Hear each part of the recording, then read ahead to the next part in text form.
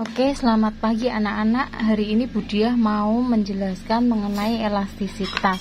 Jadi elastisitas itu ya terkait dengan harga dan permintaan ataupun penawaran. Maka nanti sebenarnya itu namanya ada elastisitas. Ya, elastisitas. Ya, ada permintaan ya dan penawaran ya. Nih penawaran. Nanti kalau untuk permintaan kita simbolnya biasanya kaitannya sama D. Kalau penawaran S, D itu demand ya. Kalau S itu supply ya, supply. Oke. Nah, ini jadi kalau kita mengukur elastisitas itu nanti kaitannya dengan prosentase perubahan permintaan dibandingkan dengan prosentase perubahan harganya. Nah, sekarang langsung saja untuk yang teori itu nanti bisa kamu baca lagi. Nah, ini ada contoh soal ya. Oke.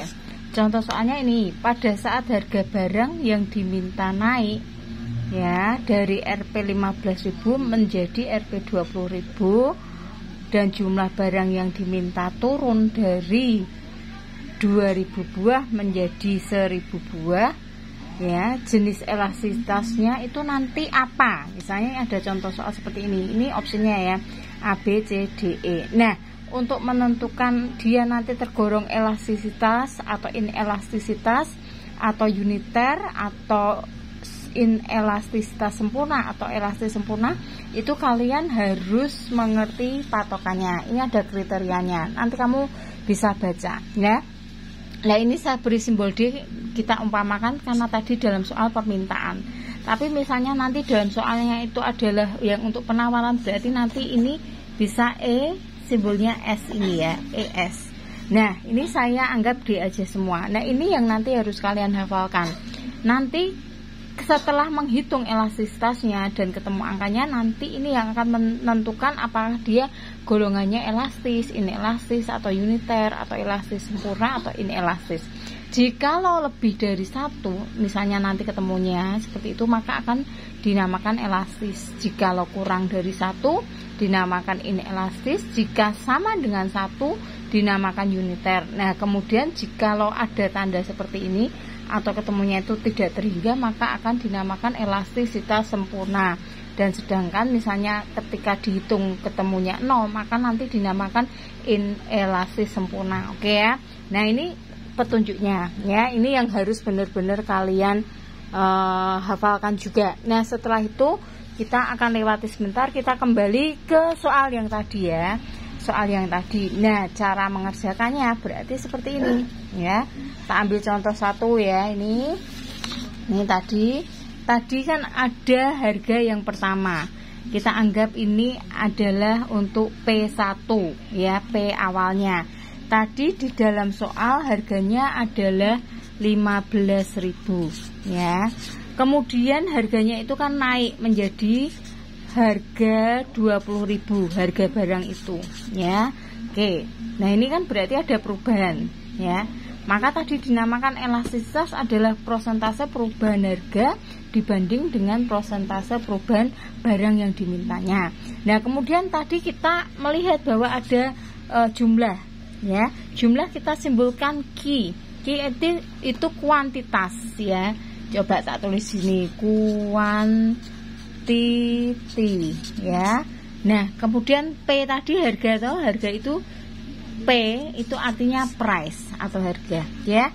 Nah, sekarang sama. Tadi Q1-nya adalah diketahui harganya 2.000. Terus tadi kan ada mengalami penurunan harga menjadi 1.000. Nah, ini kita tulis dulu. Nah, oke, kembali ya. Tadi yang namanya elastisitas.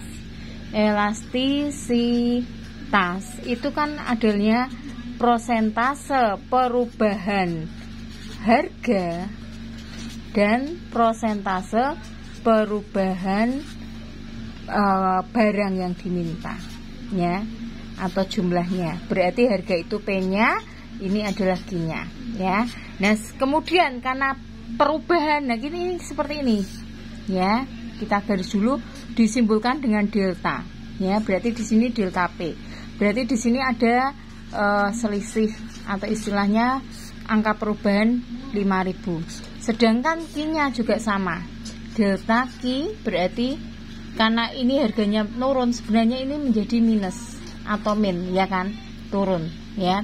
Tapi nanti dalam perhitungan elastisitas min itu nggak dianggap ya, nanti di hasil akhirnya. Tapi ini kita tulis seperti ini dulu karena menunjukkan tadi dalam soal harganya turun. Nah, ya kan seperti ini ya. Oke, nah kemudian kita perlu menghafalkan dulu yang namanya rumus elastisitas.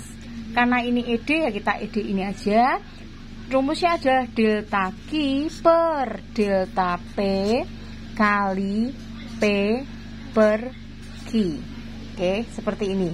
Nah, delta Q-nya itu berapa? Tadi di dalam soal 5.000. Berarti 5.000 seperti ini, ya kan? Delta Q-nya 1000 ya. Ini ya. 1000. Oke, 1000 ya, sel ini ya. Oke, ini 1000. Tapi ini kan min tadi, ya, tulis min 1000 per delta P-nya berapa? 5.000. Berarti ya per 5.000. Oke. Kali P-nya berapa? P-nya P1 otomatis yang 15.000 ini. Ya, 15.000 ya per ya Q1-nya di sini 2.000. Ya, kita tulis 2.000 seperti ini ya. Oke. Ya, jelas ya. Jadi delta Q per delta P kali P per Q. Jadi ini rumusnya yang harus kamu hafalkan dulu ini. Nih ya. Oke, ini rumusnya nih. Nah, oke, setelah itu ya kita bisa sederhanakan ya yang kiri dan yang kanan ya. Kita ambil cara yang simpel aja. Berarti ini dicoret seperti ini. Berarti di sini 3 ya kan. Kemudian di sini coret-coret. Ini berarti 2 kan. 3 bagi 2 1/2. Ketemunya 1/2 ya. Oke, sorry Nana bukan papan tulis. Nah, ini kan ketemunya ini. Nah, 1/2 itu berarti kan lebih dari 1. Ya, tak tulis di sini saja. 1/2 itu lebih, tandanya kan seperti ini toh, dari 1. Ketemunya ini, ya. Nah, sekarang tadi kita sudah punya patokan ini, ya. Kalau lebih dari 1 tadi dinamakan apa? Yang ini kan. Ya, lebih dari 1 elastisitas. 1/2, ya kan tadi ketemunya. ED sama dengan 1/2. Berarti ini lebih dari 1. Berarti jawabannya adalah elastis ya. Kalau elastis berarti tadi dalam soal ini jawabannya adalah yang mana? Yang A. Oke, cara pengerjaannya seperti itu. Oke, terima kasih. Semoga bisa memahami dan tidak galau lagi ya. Ini berlaku kalau kita menghitung elastisitas permintaan atau penawaran. Prinsipnya hampir sama, tapi yang membedakan hanya simbolnya saja antara D. Kalau D itu berarti demand ya. Ya, seperti ini. Ya, kalau S berarti supply. Ya. Nah, ini terkait juga materi sebelumnya yang namanya hukum permintaan dan penawaran. Oke, sekali lagi terima kasih penjelasannya, semoga dipahami. Jadi langkahnya adalah kalian memahami dulu ya indikatornya atau nilai-nilai dari elastisitas, kemudian pahami soalnya ini tadi ya. Pahami soal, yang perlu kalian perhatikan adalah konsep harganya. Berarti ini tadi P, kemudian ada P1 yang ini, terus ini P2 ya. Terus ini tadi jumlah barang, berarti ini adalah Q-nya ya. Kemudian di sini jumlahnya berarti ini Q1 dan di sini menjadi 1000, ini Q2. Oke, gitu ya. Dan setelah kamu memahami soalnya, kemudian dikerjakan ya dalam bentuk seperti ini supaya bisa dipahami, masuk dalam rumus ya, tinggal dihitung, selesai dan dicocokkan dengan indikator. Oke, terima kasih semuanya, semangat, selamat belajar.